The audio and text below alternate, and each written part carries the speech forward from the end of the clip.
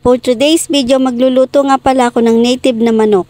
Ari nga ho pala ang gagamitin kong mga sangkap, sibuyas, bawang, luya, papaya at siling green. Naglagay na nga din ho pala ako dyan ng mantika tapos yung luya.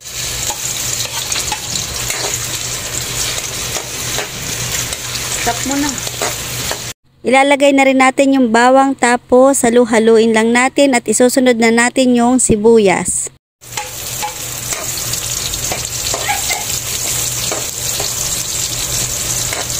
Ilalagay na rin natin itong chicken at isasangkot siya muna natin.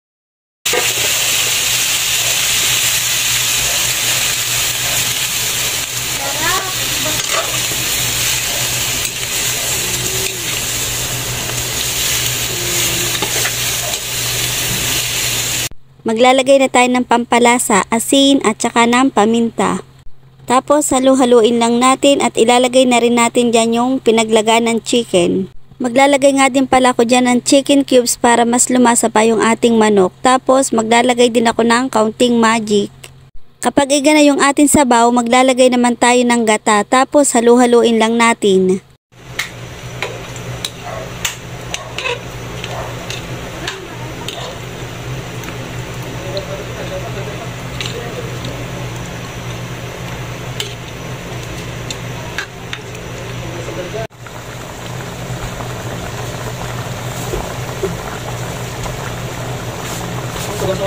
Kapag nakulo na, ilalagay naman natin ang papaya at saka yung siling green.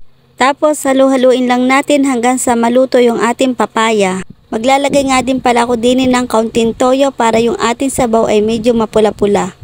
Tapos maglalagay nga din pala ako din ng kaunting suka para hindi agad masira. Ari nga ho palang niluto ko ay native na manok. Tingnan naman nyo ho ang pagkakaluto ko din Talaga hong nalabas na yung mantika sa gata at napakasarap ho na rin. Tara na ho kumain at hanggang dito na lang ho yung aking video. Salamat ho sa inyong panonood. Bye!